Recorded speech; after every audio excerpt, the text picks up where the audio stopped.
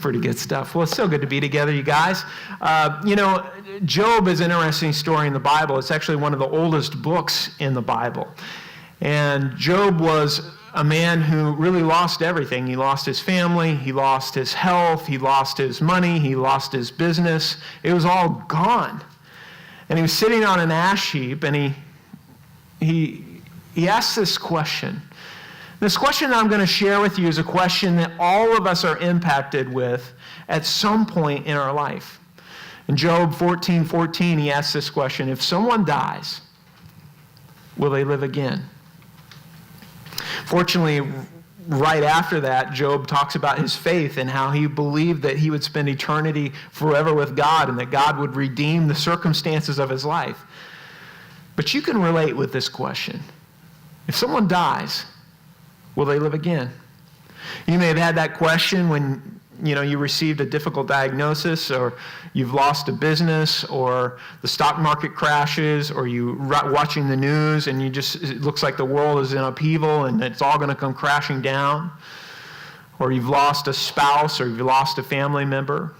Or even if you've just attended a funeral, you've asked this question: if someone dies, will they live again? Is there a hope that we can trust in beyond this life? And how do we know? It's interesting. Surveys have been taken about this particular subject all around the United States. Most people believe in heaven. And most people believe they're going to go there. But most people, they kind of hope that they're going to go there. It's the wrong kind of hope. It's not the hope of the Bible. It's kind of an optimistic hope or kind of crossing your fingers. But there's a certain hope that the Bible extends to us that's a hope that will never disappoint.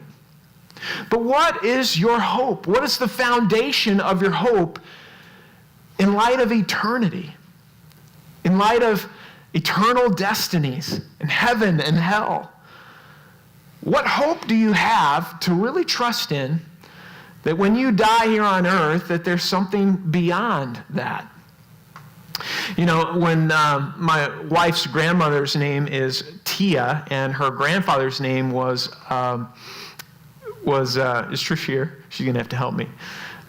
Alfred. Arthur. I got Alfred in my head.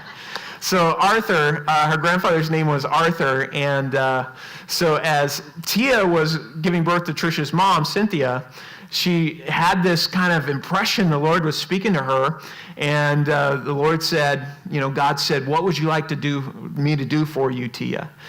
And Tia immediately says, I want to see my daughters in heaven. And she had this vision of her daughters running with joy-filled faces into the gates of heaven. And then God, after a long pause, says, Tia, would you like anything else?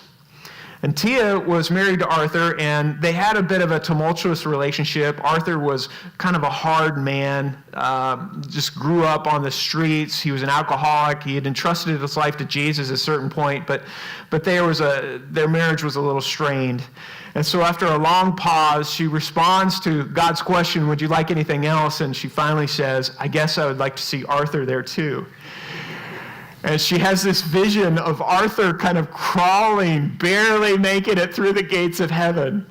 And so it was a long-standing running joke in Trisha's family that, as Cynthia was growing up, she would tell her friends, you just need to hang out with me because I know I'm going to heaven because my mom had this vision. And periodically, Arthur would, in the quiet moments of their family, approach Tia and say, now tell me about that vision again. Now for sure I made it, right? As he crawled through the gates of heaven.